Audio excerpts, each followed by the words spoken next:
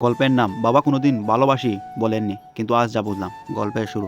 আমার বাবার সাথে আমার সম্পর্কটা সবসময় খুব ফর্মাল ছিল। ছোটবেলা থেকেই দেখছি বাবা খুব অল্প কথা বলতেন। রেজাল্ট ভালো করলে মাথা একেবারে চাপড়ে দিতেন, আর খারাপ করলে গম্ভীর গলায় বলতেন আরও মন দিয়ে পড়তে হবে।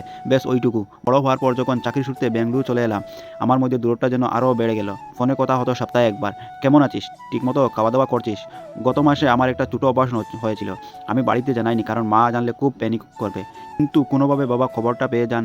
আমার ফ্ল্যাটে হুট করে বাবা এসে হাজির। আমি তো অবাক। বাবা কোনোদিন এত দূর সফর করেননি।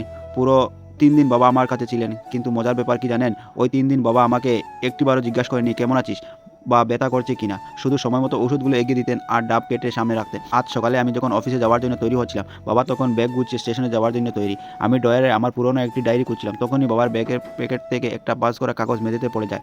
আমি কাগজটা তুলে দেখি সেই একটা ওষুধের দোকানের বিল। আমি কাগজটা তুলে দেখি সেটা একটা ওষুধের দোকানের বিল নয়, বরং বাবার হাতে লেখা একটা তালিকা। তাতে লেখা ছিল অঞ্জনের সকালের ঔষধের নাম, খাওয়ার আগে, বিকালে কোনটা ফল কেটে ওর গ্যাস্ট্রিক হবে না, বিকালে কোন ফলটা খেলে ওর গ্যাস্ট্রিক হবে না, বালিশটা একটু উঁচু করে দিতে হবে যাতে গাড়ে ব্যথা কষ্ট না পায়, ও ঘুমানোর পর একবার কপালে হাত দিয়ে দেখা জ্বর এলো কিনা, কিন্তু ও যেন টের না পায়। তালিকায় একদম শেষে লেখা ছিল বেঙ্গলুরে এসে অনেক কিছু বদলে গেছে, কিন্তু ছেলেটা ঘুমানোর সময় ঠিক ছোটোবেলার মতো নাক কুচকে থাকে। আমার গলার কাছে কেমন একটা দোলা ফাঁকি এলো। আমি ছোটোবেলায় অনেকবার বন্ধুদের কাছে অভিযোগ করেছি যে আমার বাবা খুব কঠোর, আমায় ভালোবাসেন না, কিন্তু আজ বুঝলাম বাবার ভালোবাসাটা কোনোদিন শব্দে নেই, বরং ওই ছোটো ছোটো চিরকুটে আমার অজান্তে কপালে রাখা হাতের স্পর্শে লুকিয়েছিল।